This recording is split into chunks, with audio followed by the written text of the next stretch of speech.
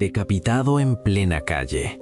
Un hombre de 38 años, asesinado por un hombre de 25, en la noche más festiva del año en Colombia. Pero Johnny Feria no solo lo mató dentro del billar, arrastró el cuerpo a la vía pública y lo decapitó con varios machetazos frente a decenas de testigos paralizados por el terror. ¿Qué convierte una partida de billar en un acto de violencia tan extrema que desafía toda lógica humana? Las cámaras de seguridad y teléfonos capturaron la secuencia completa, revelando una verdad perturbadora sobre la intolerancia humana. 7 de diciembre de 2025, Bellavista, Coveñas, Colombia. Esta es la historia completa.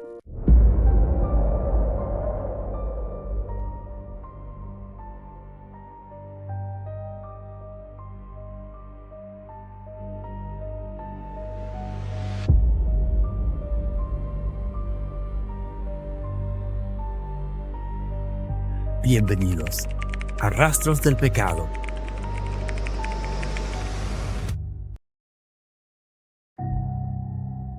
Carlos Andrés Pantoja Agames tenía 38 años y residía en Sacana, población de Momil, en el departamento de Córdoba.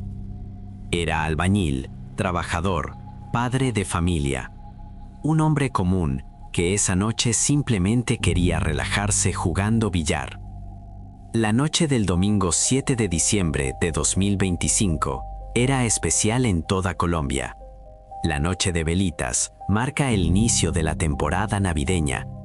Familias enteras encienden velas en las calles, los parques, las ventanas. Es una tradición de luz y celebración. Pero en la vereda Bellavista, zona rural de Coveñas en el departamento de Sucre, esa noche se tiñó de oscuridad. Carlos Andrés llegó al único billar que existe en Bellavista, situado en el sector de Tres Esquinas. El establecimiento era el punto de encuentro de la comunidad. Esa noche estaba lleno, hombres bebiendo cerveza, jugando billar, compartiendo. La música sonaba, las velitas alumbraban las calles cercanas. Minutos antes de las 10 de la noche, varios residentes escucharon voces elevadas en el billar. Una discusión que escalaba rápidamente. Tras una derrota en una partida de billar, la discusión pasó de palabras a agresiones con arma blanca. Lo que nadie imaginaba es que estaban a punto de presenciar uno de los crímenes más brutales en la historia reciente de la región. Johnny Feria Julio, de 25 años, atacó a Pantoja Agames en el interior del negocio. Los testigos presentes describieron una escena de violencia descontrolada. Carlos Andrés intentó defenderse, pero el ataque fue feroz e inesperado. La víctima recibió varios ataques con arma blanca. El presunto agresor habría usado un arma blanca y un pico de botella. Los forenses identifican este tipo de ataques múltiples como violencia reactiva extrema. No hay premeditación. Es furia desatada por un detonante emocional inmediato. Carlos Andrés cayó al suelo del billar. Quedó tendido en el piso frente a las personas que estaban allí. Las heridas eran letales. La sangre comenzó a extenderse por el suelo de cemento del establecimiento. Los presentes entraron en pánico.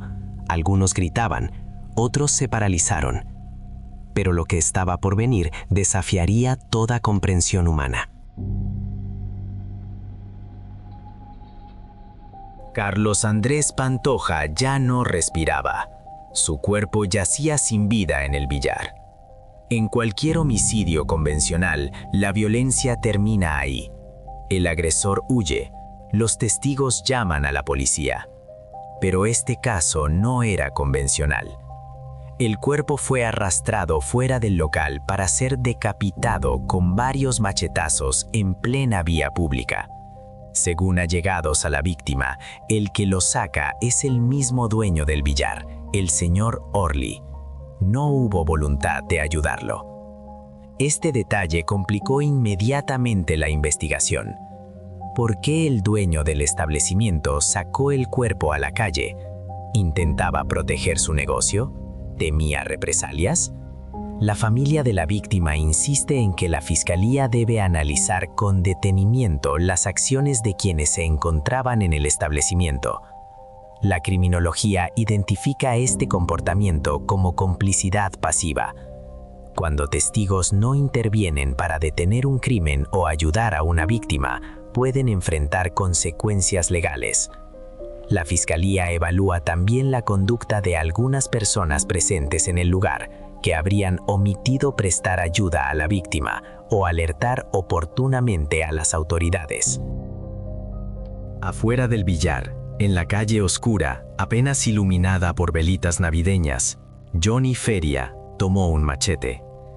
Testigos presenciaron el brutal ataque a machete con el que decapitó a Carlos Andrés después de haberlo asesinado con arma blanca dentro del billar. El agresor caminó varios metros con la cabeza en las manos antes de lanzarla a la calle. Este acto, conocido en criminología como violencia expresiva extrema, va más allá del homicidio.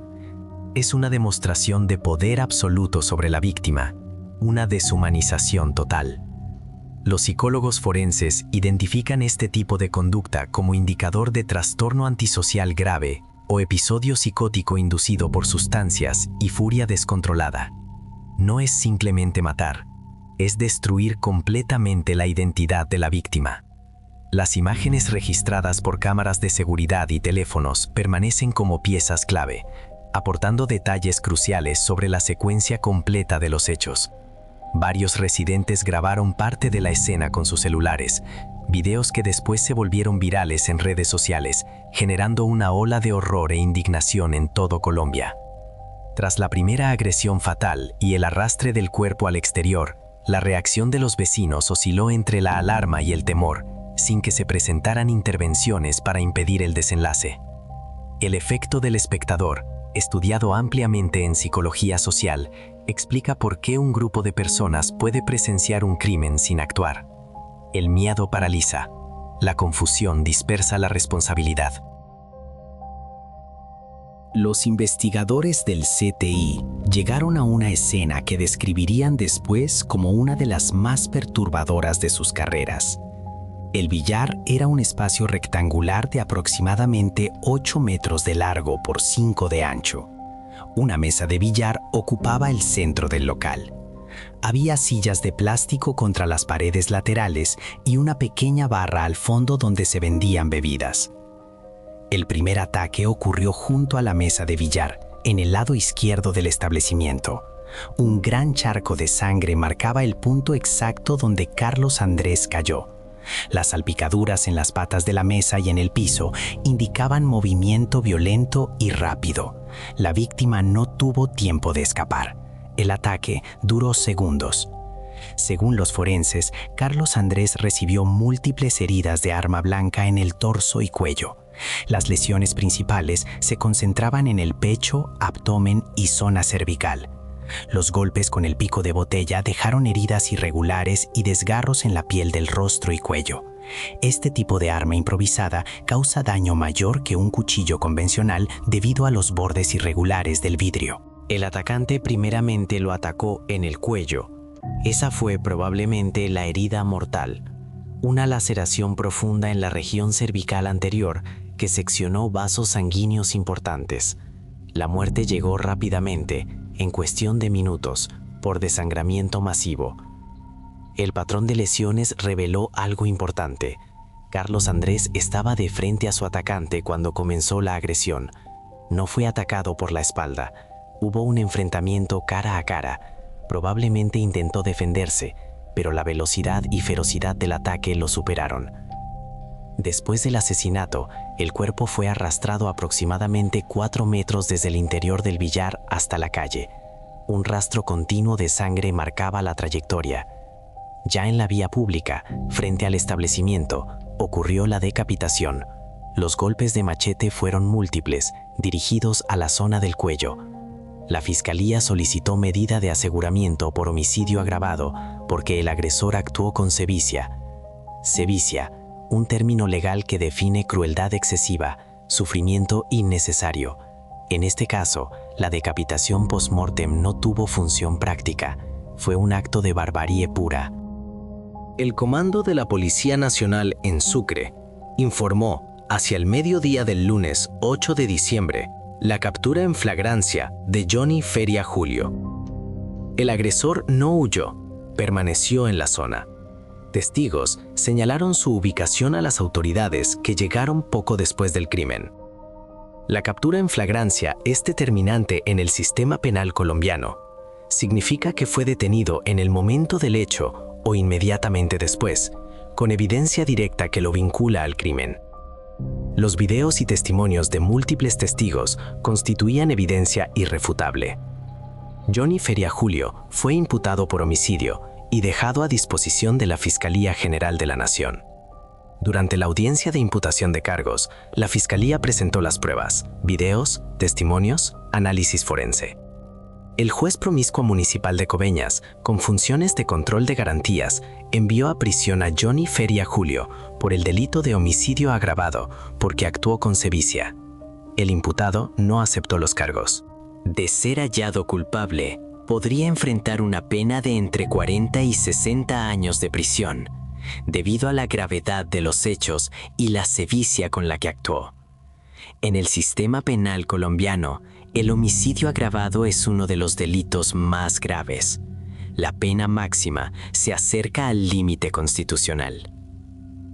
Las exequias de Carlos Andrés Pantoja fueron en la mañana del martes en Sacana, zona rural de Momil, en Córdoba. Familiares, amigos, vecinos, una comunidad destrozada, intentando comprender lo incomprensible. La familia de la víctima, encabezada por su primo Giovannis Pérez Viloria, presidente de la Junta de Acción Comunal de Bellavista, insiste en que las autoridades deben ir más allá del hecho material del crimen. Le pedimos a las autoridades que hagan una investigación exhaustiva. Necesitamos que los cómplices también sean judicializados.